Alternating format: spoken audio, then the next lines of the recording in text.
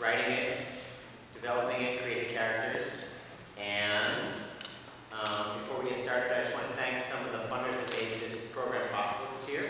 We run Valley Fair here in Greenfield, but also down in Holyoke. And that includes Mass Cultural Council's Youth Reach program, the Mark and Nathan Fund for Social Justice, Mass Humanities, and the Charles H. Hall Foundation. Yeah, come on in and make yourselves comfortable. The closer, the better, really. A few other highlights. There are some sort of food-related historical images on a table out in the lobby to your left, courtesy of the Museum on Main Street, which we'll be hearing more about later during the panel. And the table right at the back, if you want to know what Piti Theatre is doing next, we have a few local events this summer. We also have a summer program at the end of the summer for 8 to 15-year-olds at this Arts and Ecology Center that we're creating on Charlemont. So the mailing list is in the back, along with some exciting merchandise to keep us all eating and paying the mortgage. And without further ado, please enjoy Chef's Choice.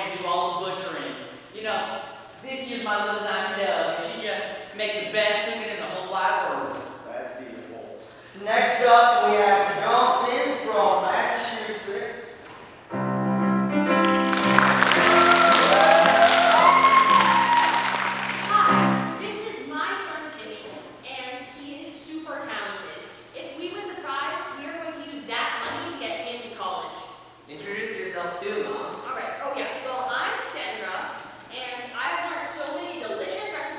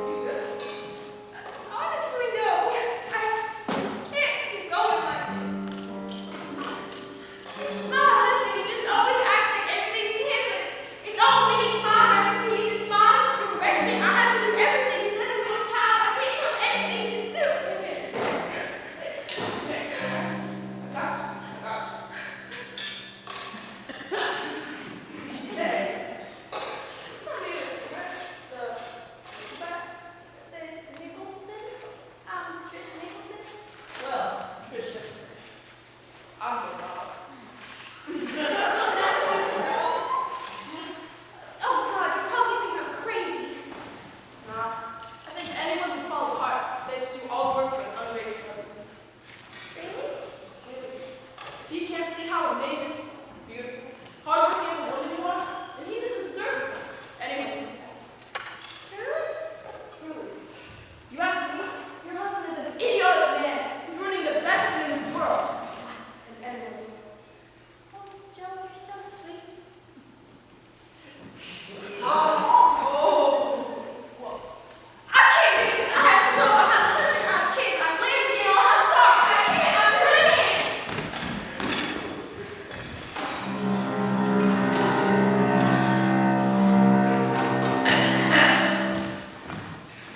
Mom, you're back. Where were you? Went to take a leak. It sure took you a long time to come back with a lamb, eh?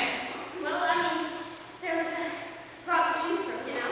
How many packages of lamb were you choosing from back there? 3 different, like, kind of cows. Oh. It's not important. Alright, well, let's just take right by each other with the rest of the show, since I don't actually know how to do this cooking. You're gonna have to show me what to do, eh? Why don't you just start tenderizing the lamb, okay? Alright.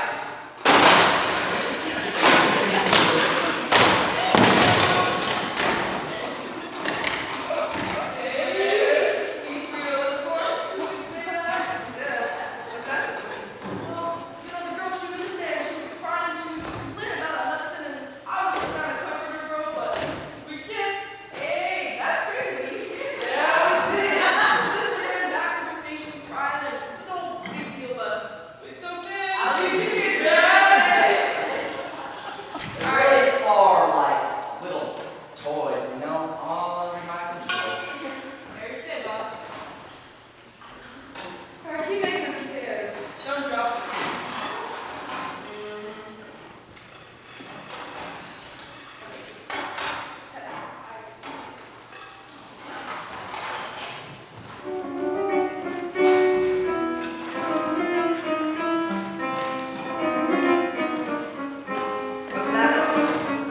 Just a little test for Georgia. Thought we had a free and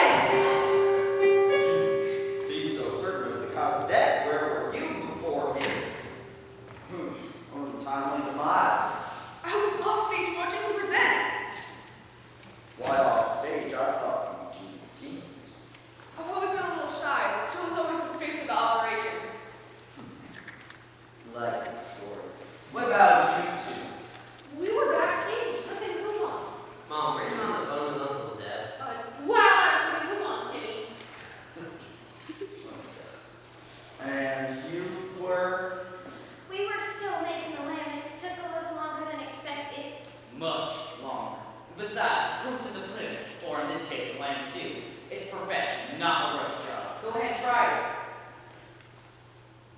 Pretty good, eh? Yeah. Well, if none of you were at the scene of the crime, does anyone have any idea where the peanuts may have come from? No, sir. I think they grow on trees. 7-Eleven? Surely they down Well, you're all wrong. They came from Central Ticket Station right here.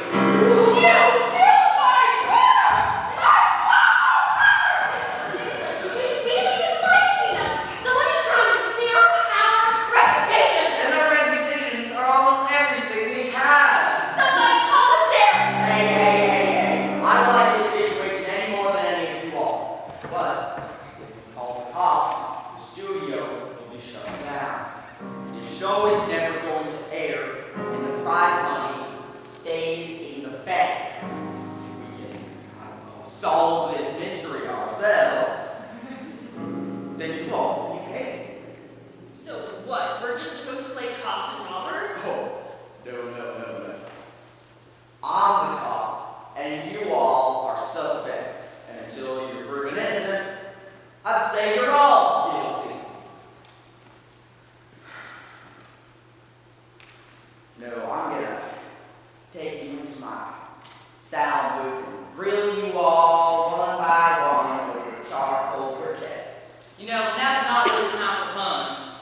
There's a killer around this, and it's a tragedy. A good American man is that, even if we didn't get along. Did you get along? Okay. Why don't you come into my booth first, Mr. Mike?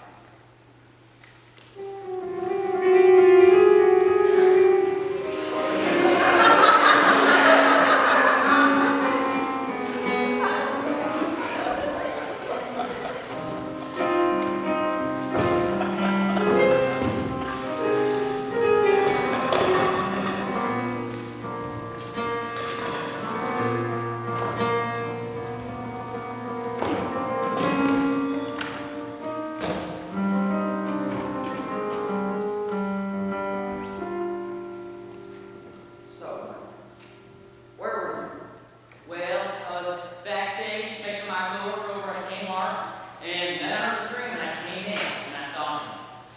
Joe, lying there, dead on the floor. you? Well, why'd you say his name was so much better? I ain't gonna lie, just hours before the death, he was over there drawing the freezer with Trish.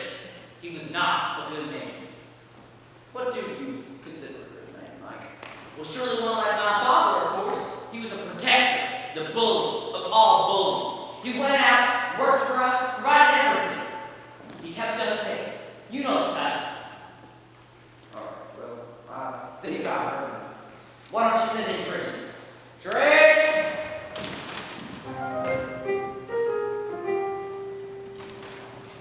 Hello, Trish. I would like to start with a short piece of audio.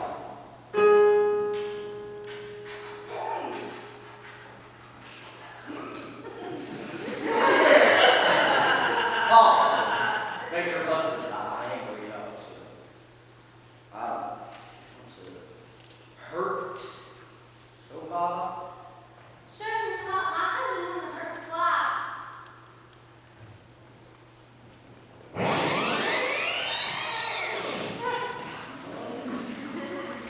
Wow, there's so many flies around here. God damn it, Trisha, it's spring. There shouldn't be this many flies around here. This time of year. Where are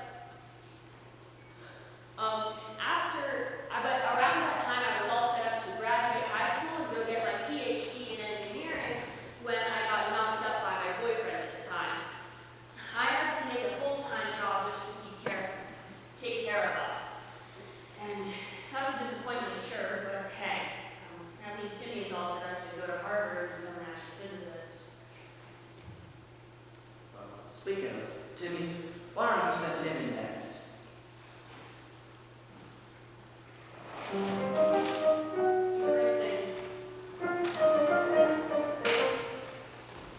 Hey, Timmy. Why don't you tell me what you saw? Well, see, the thing is, well, I was All right. at a station, and we were getting ready to present our mac and cheese, but I was wondering if maybe it didn't have enough salt in it, and I was thinking maybe I could sprinkle some salt on top, but see, and I was about to do that. I was reaching for the salt, but see, then we heard a scream and choking noises. And we ran in, and there he was, Joe Baba, dead. Okay, well, I've heard enough. Why don't you send in, what's his name? Patricia, detective. Patrick? Patrice. Still Patrice. Well, just hang here for a few minutes. We got a body around. Whatever you want. Your plan seems like it's moving swimmingly. Sure is. You know, I have other stuff to do, boss. Yup. All right, why don't you send in a journal? You bet.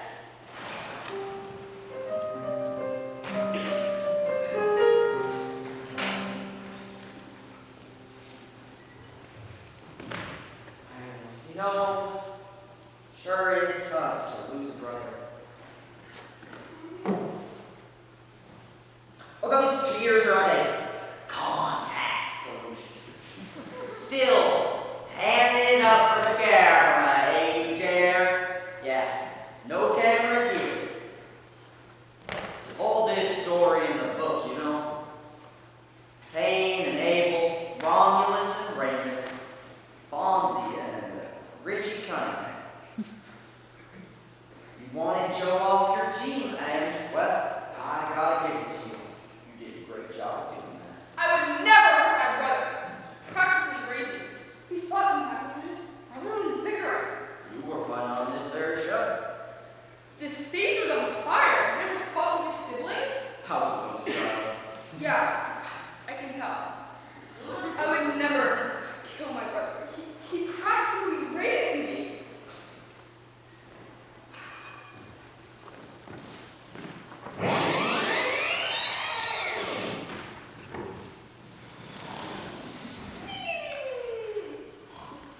Don't you dare.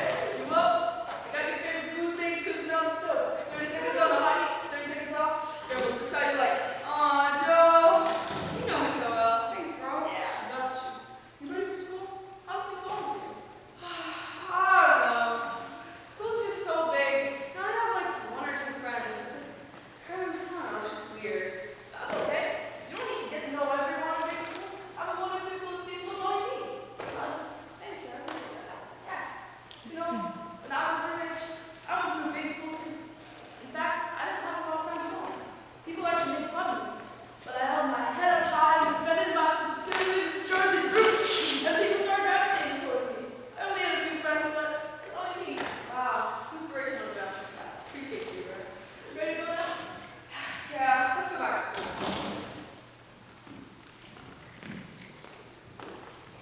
I would never practically raise me. Well, you know, I think I believe you.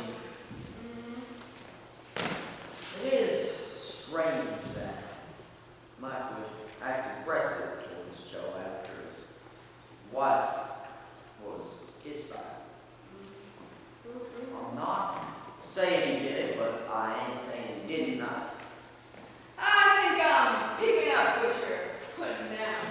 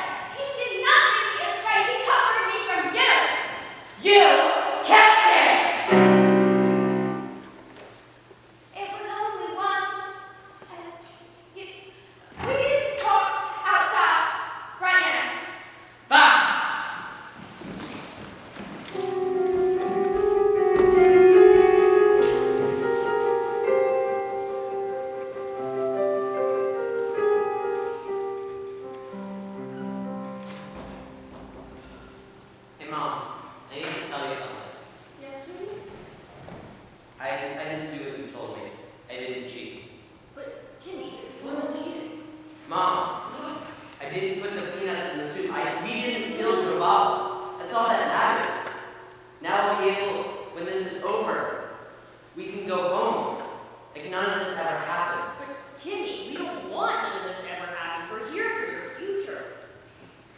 I don't want to follow your dreams for me anymore. What?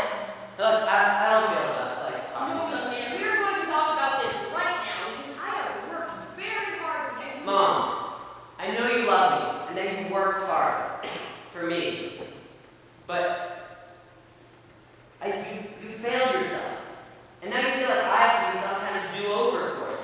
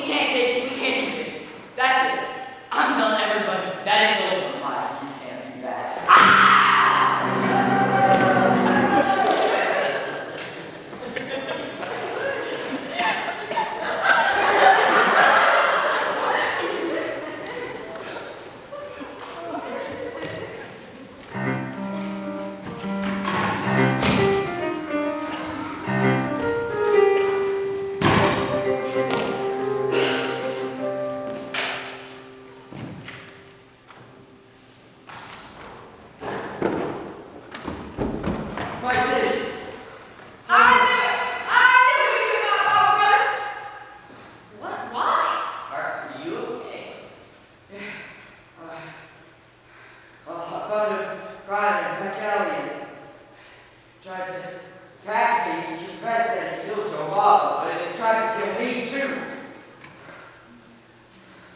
And where is he now? Well, after he tried to kill me, he ran into one of the back rooms. I came over here as quick as I could to see if y'all were okay.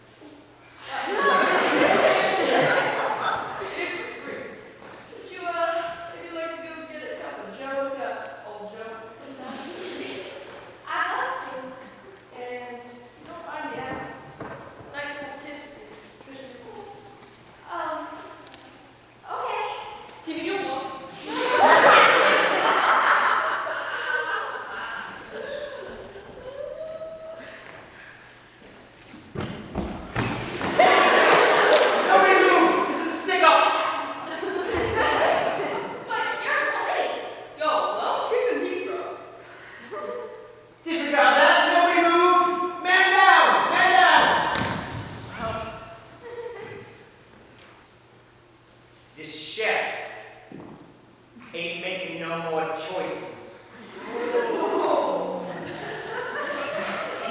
Tough crowd. All right, everybody's evaluating. You're all suspects. Are you kidding me? What are you doing here?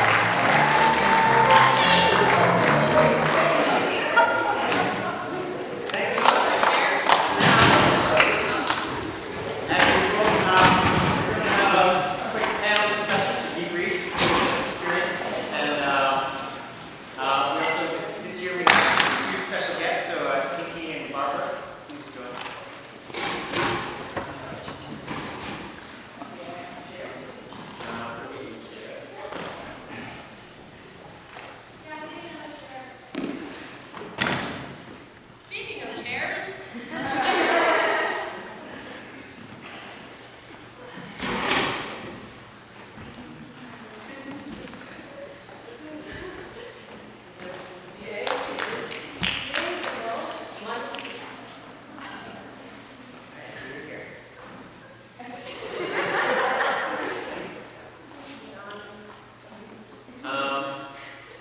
So I'm going to quickly introduce Barbara and Tiki, and then we'll just go down and introduce yourselves, the actors can introduce themselves. Barbara Matthews on the end is an independent historical consultant with a PhD from Brown University and over 30 years working in museums, historic sites, and other public history institutions. She's worked at Historic Deerfield, Pocumtuck Valley Memorial Association, Mass Historical Society, and Old Sturbridge Village. She's interested in sharing American history with a diverse public of all ages. And some of you might be familiar with Tiki Weisblatt, the reporter. Tiki is a writer and singer who lives in Holly. She has a master's in journalism and a PhD in American Studies. And she's a food columnist for the Greenfield Reporter. Big bucks, let me tell you. Go ahead, Andrew. You say what school you go to? I'm at Drake Army for 4 years. I'm Glenn. I just finished my freshman year at Swarthmore College. I'm a Greenfield High School. I'm the junior at 4 years. I'm Auburn. I am a junior at Greenfield. I'm Ezekiel. I go to the Academy at Charlotte. I'm Bee. I'm a junior at Four Rivers. I am Ryan. I'm also a junior at Four Rivers.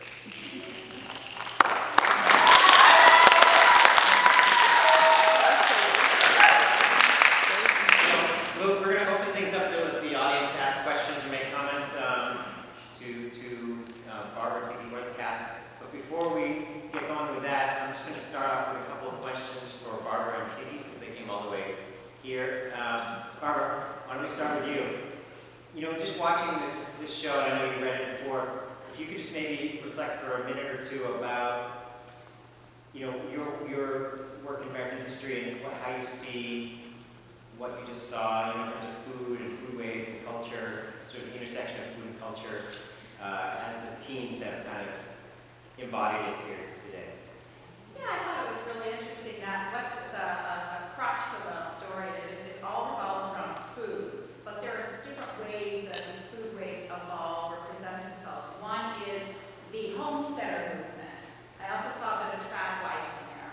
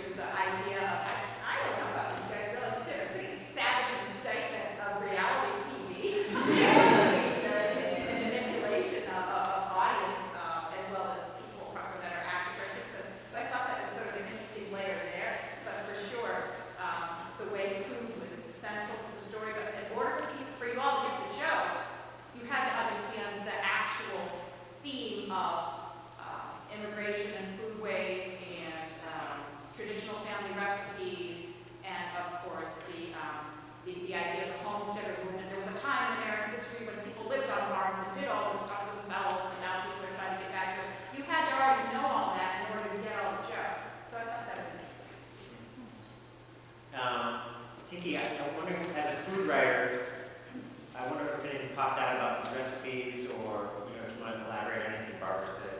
Well, basing in part on what Barbara said, I think that to me it was really wonderful and fun that the recipes were so basic. I mean, I don't watch a lot of food shows, but a lot of them get very esoteric. And what most people I know want to cook is just normal food. Mac and cheese, oh my God, I wish we had it. So I love that. I also really appreciated the skewering of food shows because to me, food is all about things that we do together. And when you put it into a competitive setting, which it was certainly competitive here, my goodness, you kind of, I think you ruined the beauty of preparing food. I also wanted to say that I had no idea that you couldn't be an astronaut if you were colorblind. Is that true? Did any of us not do? And I'd like to hear how you guys developed this because it was really fun. You guys acted it so enthusiastically, and by the way, I really wonder can we ask that? Yes, you can ask questions of the cast, and then we'll open it up. Yeah. Do someone want to take a crack at Tiki's question, how you developed it? Is that this question? Which part? Okay, so start with how you decided. Did you decide first you were going to do a food murder mystery, or you did? And what was the rationale behind that? Our basic thought process was that we wanted to combine two, not diverse, but very distinct genres to make something that would be easy for us to write off of, because our process for making it with Piti Theatre is we improvise a couple scenes and then we work that into a script. So we wanted a really strong basis for what we would improvise off of. And how did you develop your characters? I bounced around a lot. In fact, just today we changed one of the lines because he was originally a security guard and then he was a homesteader, it was this whole thing. At one point, I was just a normal suburban soccer mom.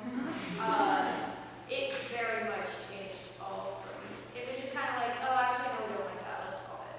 And then we were like, yeah, this will work together. And what will build off of that is yeah. Like you said, most of it is just improv. So if someone makes a funny accent and we like it, we'll keep it.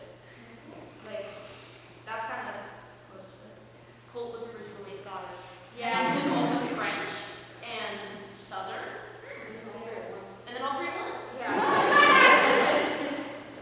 Every other word, we just switch it a little bit. Yeah. Yeah. Yeah. Alright, rewind, just that. You're making me remember that from the beginning verse, it really was this thing of let's pick two really different genres and see what happens when we put them together.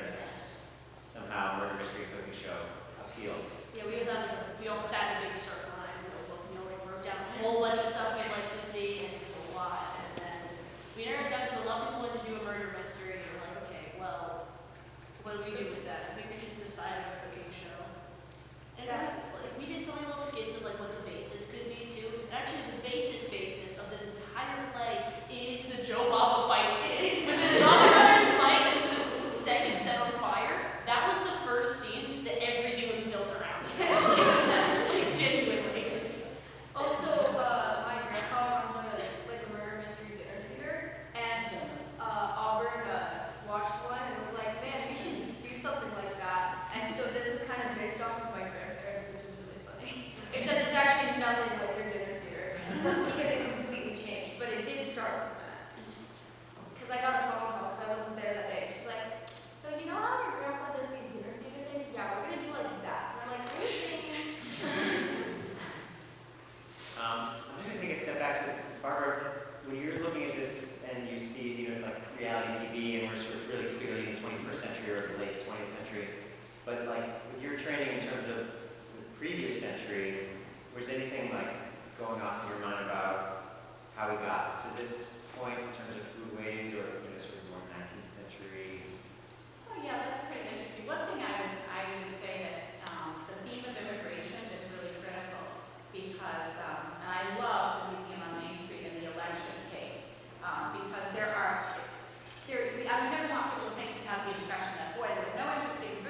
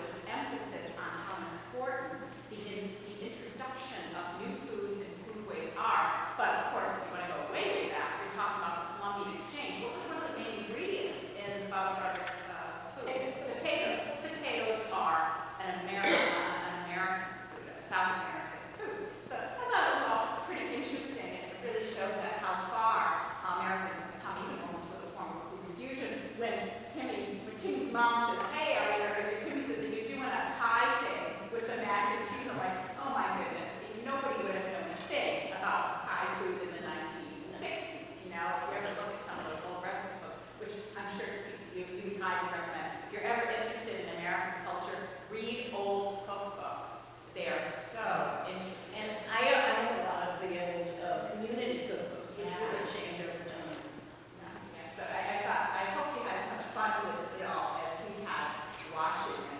And maybe a little the thing about the compost, which I thought was funny, because I wondered if it was like an allusion to where you're in a rural environment or a cooking farming environment. There's flies everywhere, and I do know when I worked at Old Sturbridge Village, people were always fixated on the flies. If any of you have ever been there, you're like, oh, there's so many flies.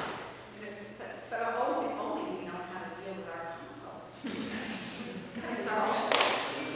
I have to say, by the way, that I'm really thinking about putting petite peanuts in a potato soup recipe now. I think it would be very interesting. Use the spices and, did you guys do it? Is that cool? No. The point of it was to make it taste bad, because that way the judges, Right. because it was their thing, they were like, oh, it won't taste good. But then he's like, oh, actually, it's good. So, like, that was what Yeah. Anyone in the audience want to ask, let's start in the back with a previous medium or cancer?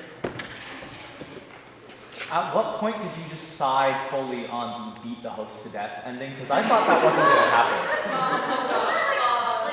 That was Yeah, because I showed up that one time and you guys were like, no, let's not do the beat the host to death. It was like a while ago, and then we like switched it because I thought it was super so. Yeah, we always kind of flip between like having that ending and not having it and how we would do it. There's an alternate timeline where this is a prank show. There is an alternate timeline where this is a prank show where Joe Malcolm wasn't actually dead. Oh yeah. Like, well, okay, he wasn't actually dead anyway, but like, wasn't actually. Okay, good question. Yes?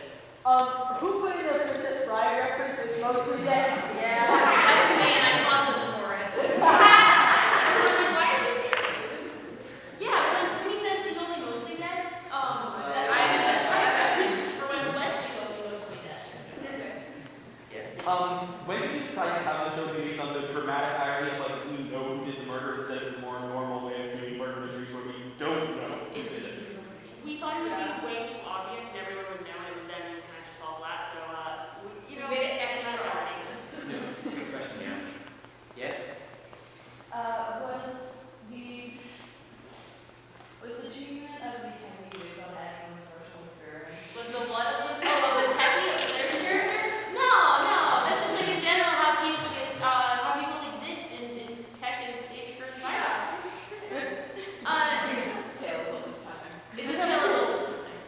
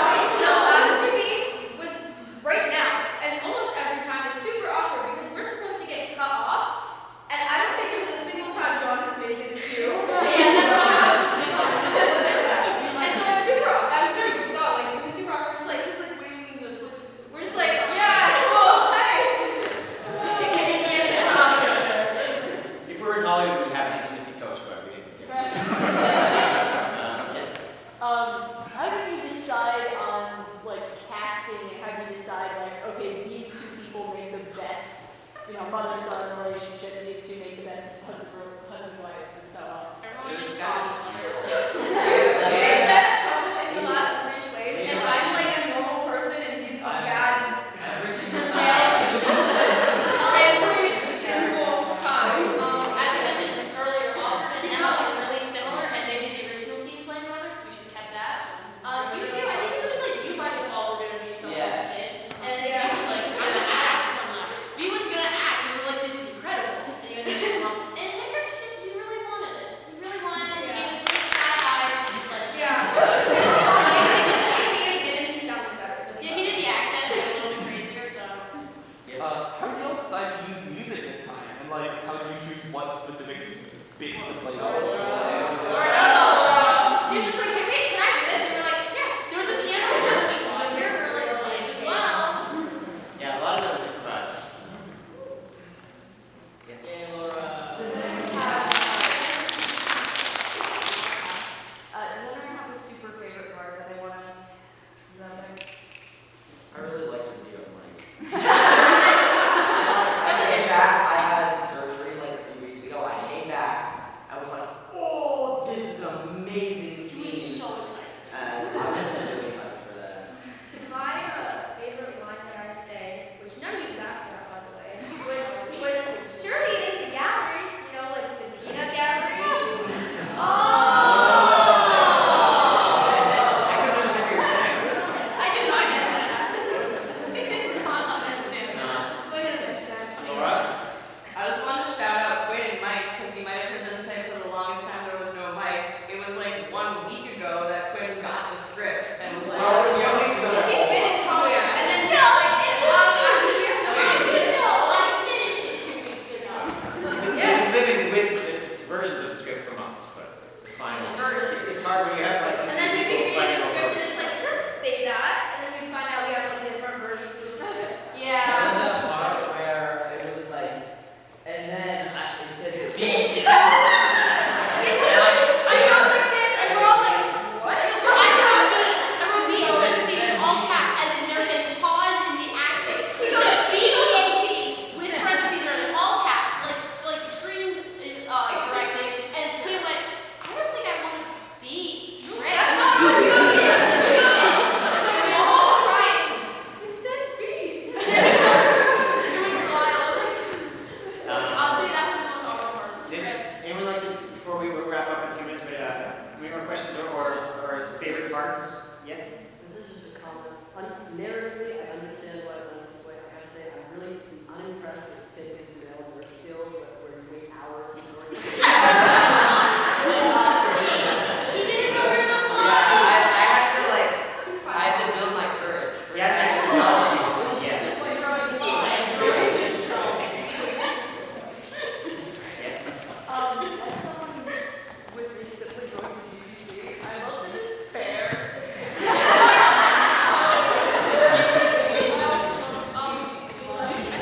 You said you did it really despairingly, and then you one time did not despairingly enough. We all went, dude, you were despairingly. Despairingly? I don't care. It's a great institution, it's just. Do it more English. It's See not. that you really grab the attention with the conflict, different conflicts from different people. But I have to say, my favorite time was there was so much conflict that all of a sudden the dogs started barking. No, I'll do something real exactly.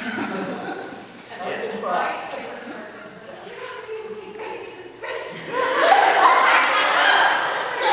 That was an improvised line a couple days ago, or maybe a week ago. Yeah, it was during technique, I think. And they were like, you must say that.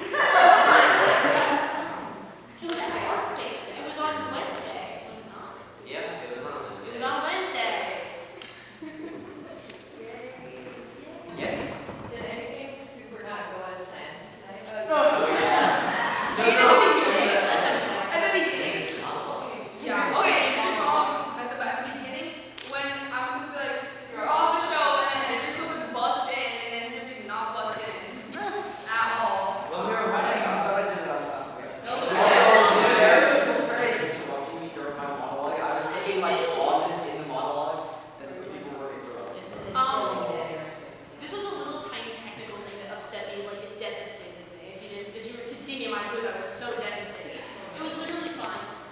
Really the first scene, they're outside, and the chair that was left for me inside was just there. I intended to run across the stage when the lights were on, and get it, but couldn't. April, I'm so sorry, I just forgot your name. Quinn and April were already coming up, and I was like, okay, well, I guess it's just a chair outside. So that was such a little thing. When I started memorizing the language, everything fell off. Oh, and we forgot to get something that was, like, the stew was, like, on the ground, and so, like, here, try this, and, so I was like, My thing got caught and I fell over. oh my god. Tiki or Barbara, you want to share any closing I'm thoughts? actually curious about this whole mentoring process. So what did John do? Oh, John!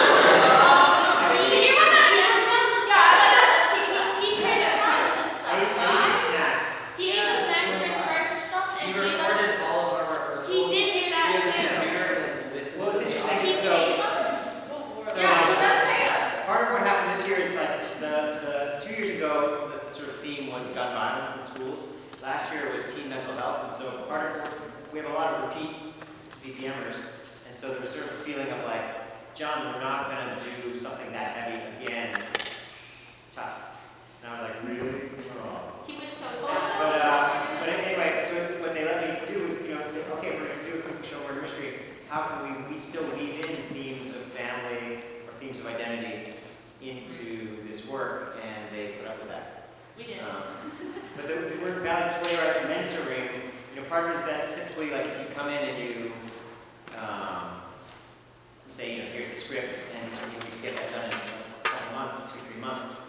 But if it's more like, come in and let's share the rosebud and thorn from your week, come in and let's brainstorm ideas, and let's develop something over time, that's where this sort of mentorship comes in. And basically, it's Claire and Laura sort of mostly,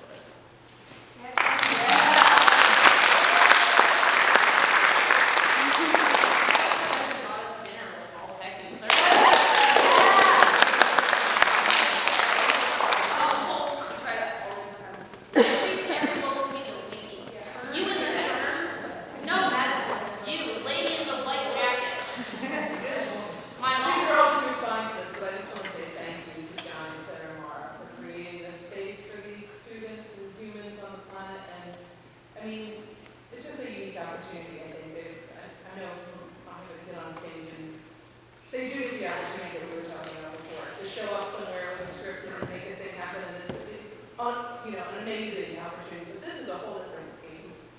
And you guys did an incredible job of taking on the road. It's really quite a happening. And so I just really thank you for providing this space for them to do that and the support. thanks for letting us have our for all these years.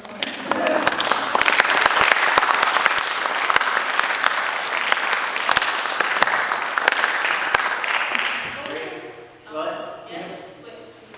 April, do you thought? Yeah, because also all the things with mentoring, when we bring up what's going on in our lives, we've all gotten so close that we help each other deal with things and give advice, and in a way we're kind of mentoring each other. And I love that.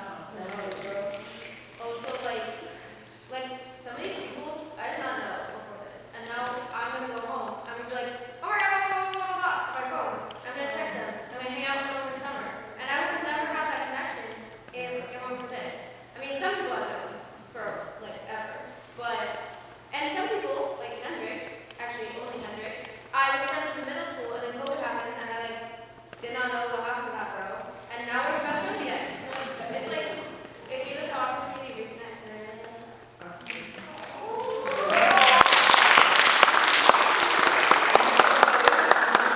really love that.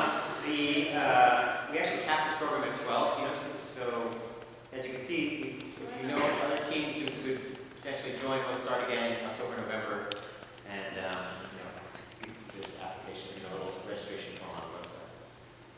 So, Barbara, any questions? No, I just thought it was a really nice, fresh way to approach lots of interesting themes, but in a mentoring context. I would say from the outside looking in, looks super successful to me. Is there anything you guys wish you could have done that you